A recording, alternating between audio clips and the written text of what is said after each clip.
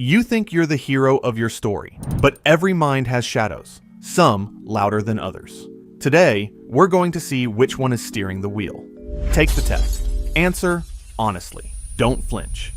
We all present a polished storefront to the world, a polite version of ourselves. But what about the messy, unfiltered stockroom of our minds? What about the thoughts that flash across our consciousness in moments of stress or competition? This isn't a quiz about a toxic ex. It's a look at the thought patterns we rarely speak about. In the next few minutes, we're exploring 3 personality styles known as the dark triad. You'll discover if your natural tendencies lean toward one of these styles. This is your chance to be brutally honest with yourself about impulses you usually shove down. So, let's see what your internal operating system is really running. Welcome to the Dark Psychology Quiz. Today, we're looking at the dark triad: Machiavellianism, narcissism, and psychopathy. Now, to be clear, this isn't a clinical diagnosis.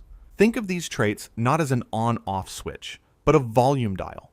Many people have it turned way down, but understanding them gives us insight into human behavior. First is the Machiavellian, who sees life as a game of strategy and influence. Then the narcissist, the perpetual star of their own movie, driven by a need for admiration. And finally, the psychopath, characterized by a lack of deep empathy. One of these might reflect your gut reactions. For 10 scenarios, choose the response, A, B, or C, that matches your first impulse. Don't pick what you should do. Pick what you would do if nobody was watching. Tally your A's, B's, and C's. Let's begin. Scenario 1. Your team just finished a project. During the presentation, you get to speak. Your first impulse is to A. Subtly highlight your specific contributions, making it clear the project's success hinged on your insights, without explicitly hogging the spotlight. B. Take center stage. You tell the project's story from your perspective, emphasizing the challenges you personally crushed. You are the hero of this story. C. State the results clearly and factually. Your personal role isn't the point. The successful outcome is all that matters.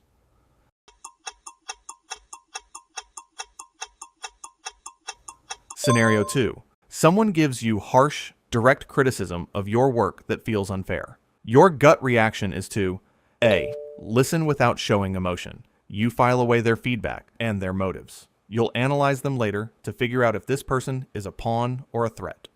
B. Feel a hot flash of humiliation. You immediately start defending yourself, pointing out their own flaws, or explaining why they're completely mistaken. C. Feel a spike of cold annoyance. The words don't hurt. You find their emotional delivery a little strange, but the criticism itself doesn't wound you.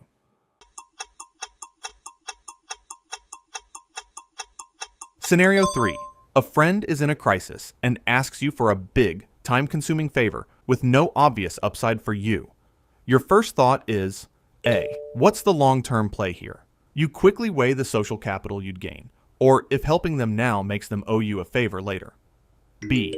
How does this affect me? You might be annoyed their drama is interrupting your day, or you might see a chance to swoop in, be their savior, and get showered with praise. C. A feeling of detachment.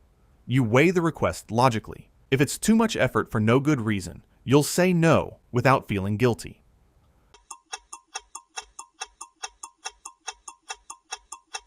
Scenario 4. You make a big mistake at work that affects others.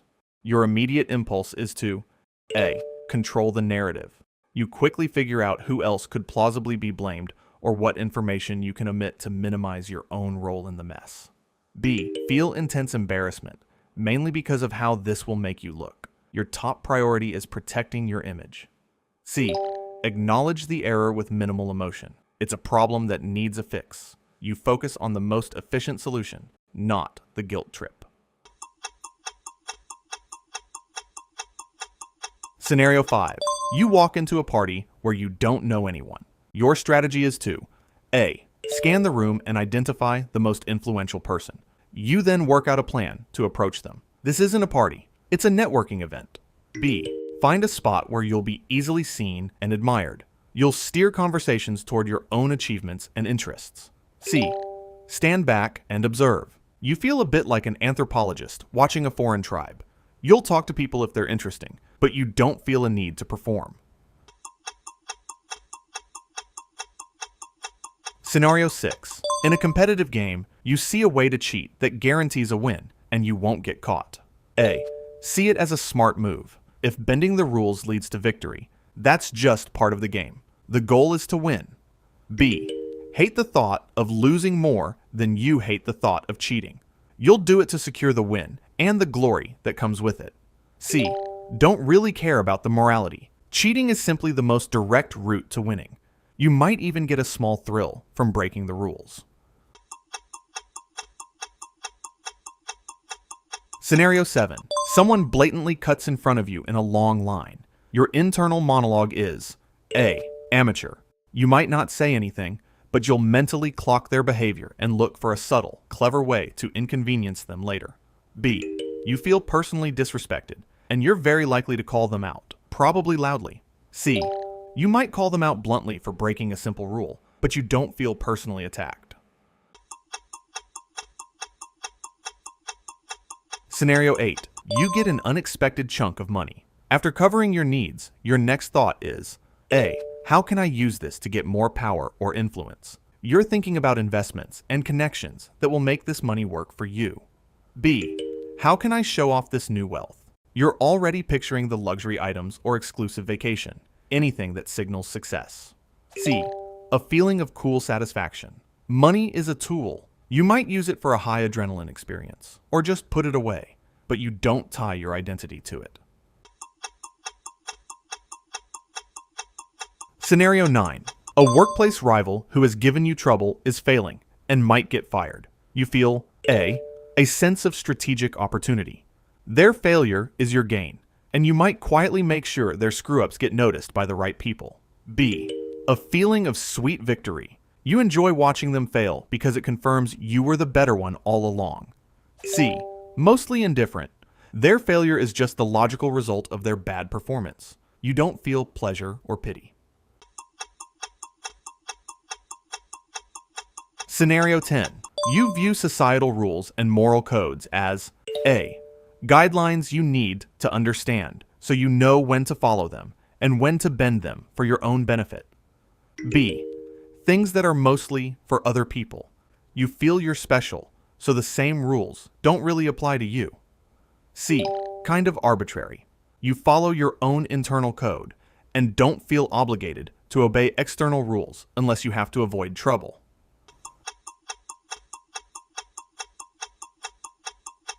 All right, add up your scores. Let's see which style your gut instincts point toward. If you answered mostly A's, your dominant trait is the Machiavellian.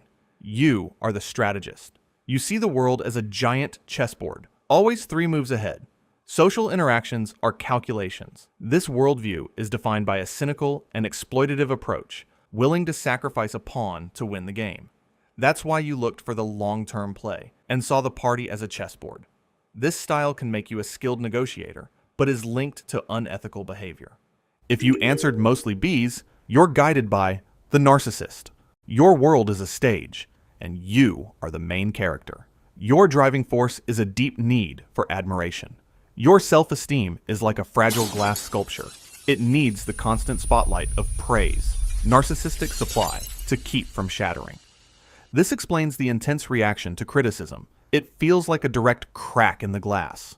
You can be charming, but because you lack deep empathy, relationships tend to become one-sided. If you answered mostly C's, your hidden tendency is the psychopath. In psychology, this trait isn't about being a movie monster. It's defined by impulsivity, low empathy, and shallow emotions. It's like you're watching life through soundproof glass. You see others' strong emotional reactions, but don't feel the vibrations.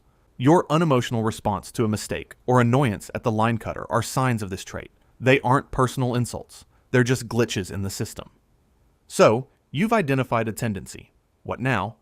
The dark triad isn't about being good or evil. These are personality dimensions. Remember the volume dial.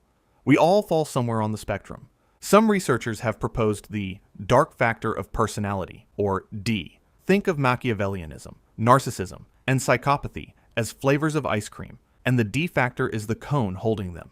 It's the core tendency to put your own goals first, while disregarding or even enjoying the cost to others. This is accompanied by beliefs that justify these actions. preventing guilt. While there's still debate, it's a fascinating idea, connecting these traits. What's not up for debate is that these traits, at high levels, are linked to harmful outcomes. Portraying them as a hidden superpower is a massive oversimplification. Real power comes from self-awareness. Now that you've seen the results, which archetype did your answers point to? Were you the Machiavellian, the narcissist, or the psychopath? Let us know in the comments below. If you found this quiz insightful, feel free to share it with a friend and see what they get. And if you enjoy content that explores the deeper aspects of human psychology, make sure to subscribe for more videos like this. Remember, this quiz isn't a final judgment of your character. It's a mirror for your impulses. Understanding these tendencies is the first step toward managing them and preventing their negative aspects from taking over. It also gives you a lens to better understand the behavior of others.